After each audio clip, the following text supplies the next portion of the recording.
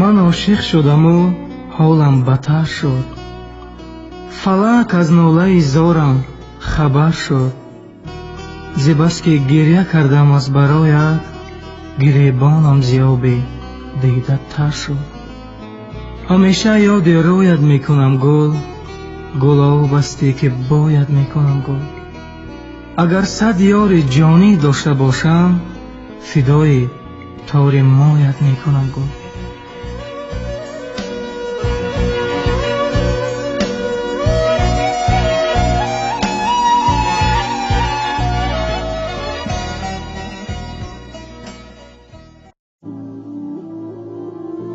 برای که عاشق هستند.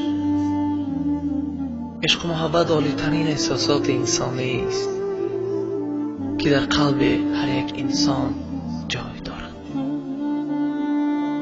و عشق هنگام تجسم می‌گردد که از یار جدایی می‌کشید. از گل پرسیدند که عشق چیست؟ گفت پژمرده شدن. از ابر پرسیدند که عشق چیست؟ گفت باریدن. از دریا پرسیدند که عشق چیست؟ گفت خشکیدن. از آفتاب پرسیدند که عشق چیست؟ گفت شبی تار که به عاشقان پاک روشنایی داده نمیتواند. از انسان پرسیدند که عشق چیست؟ گفت جدایی. اگر در خواب ندیدم غم روز جدایی را، هوس اصلا نمی کردم در عالم عشق بازی را.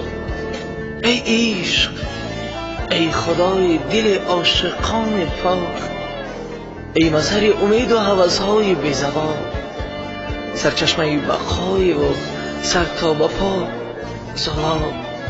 پیش تو سجده میکنم ای سوزی بی مثال.